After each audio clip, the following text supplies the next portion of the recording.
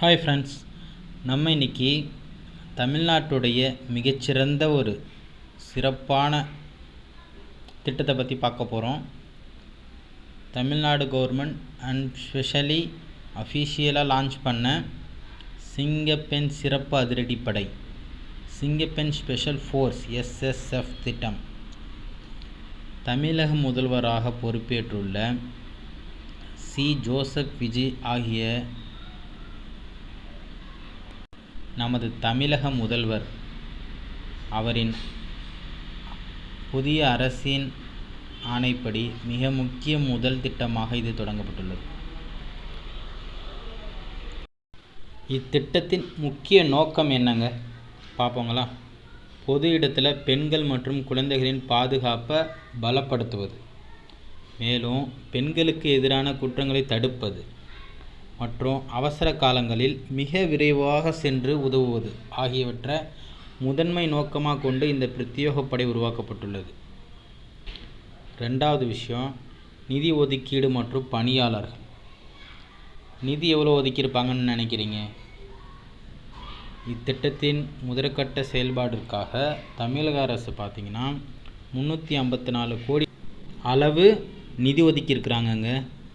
பணியிடங்கள்னு பார்த்திங்கன்னா மாநிலம் முழுவதும் இந்த சிறப்பு அதிரடிப்படைக்காக 545 புதிய பணியிடங்கள் காவலர்கள் உருவாக்க ஒப்புதல் அளிக்கப்பட்டிருக்குங்க.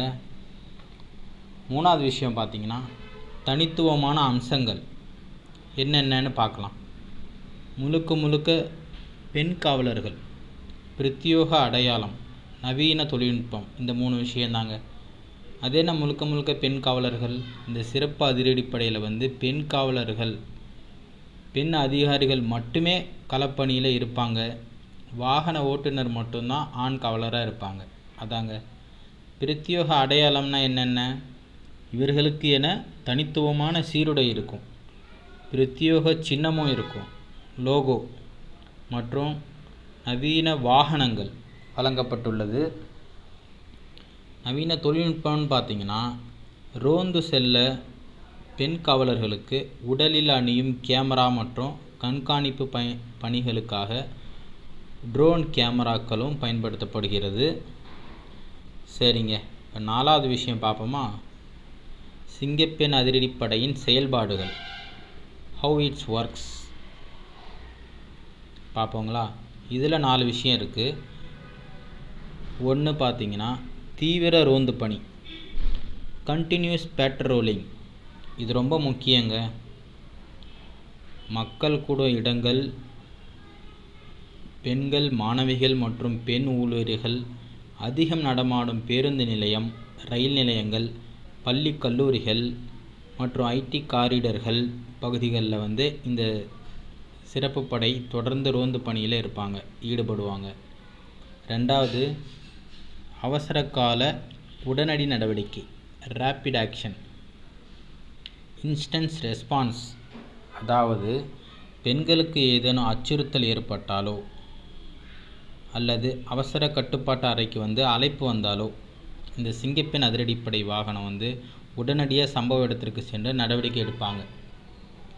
மூணாவது, குற்றத்தடுப்பு மற்றும் கண்காணிப்பு, சர்வலைன்ஸ்.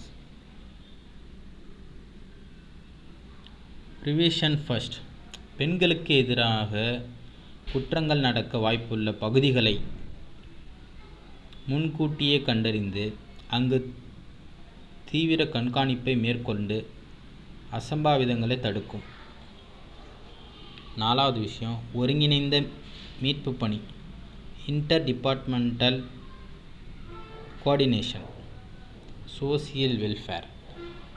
அதாவது பாதிக்கப்பட்ட பெண்களுக்கு தேவையான சட்ட ரீதியான உதவிகள், மனநல ஆலோசனை மற்றும் ஆதரவு கிடைக்க செய்ய சமூக நலத்துறை, கல்வித்துறை மற்றும் அரசு சாரா தொண்டு நிறுவனங்களுடன் NGOs என கருதப்படும் அந்த அமைப்பு கூட இணைந்து இந்த சிறப்பு படை செயல்படுங்கிறது தெரிவிச்சிருக்காங்க. 5வது,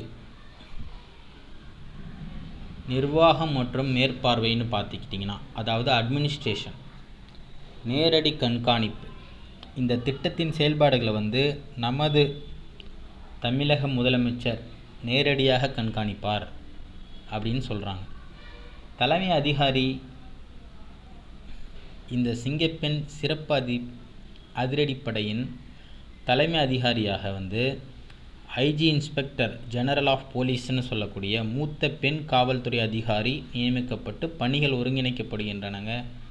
முதலமைச்சரின் கூற்று: ஒரு அரசின் வெற்றி என்பது பொருளாதார வளர்ச்சியில் மட்டுமில்லை, அந்த மாநிலத்தில் பெண்கள் மற்றும் குழந்தைகள் எவ்வளவு மரியாதையுடனும் பாதுகாப்புடனும் வாழ்கிறார்கள் என்பதில்தான் உள்ளது என நமது முதலமைச்சர் சி. ஜோசப் விஜய் அவர்கள் கூறியிருக்கிறாரு. ஃபர்ஸ்ட், இந்த சிங்கப்பெண் சிறப்பு அதிரடிப்படையானது சென்னை, சேலம் போன்ற மாநகராட்சிகளில்தான் இப்போது ஆரம்பிக்கப்பட்டுள்ளது. இந்த சிங்கப்பெண் அதிரடிப்படையின் ரோந்து பணிகள் முழுவீச்சில் தொடங்கப்பட்டு இருக்கிறது. மேலும் அனைத்து மாவட்டங்களிலும் விரிவுபடுத்தப்படவும் இருக்கிறது.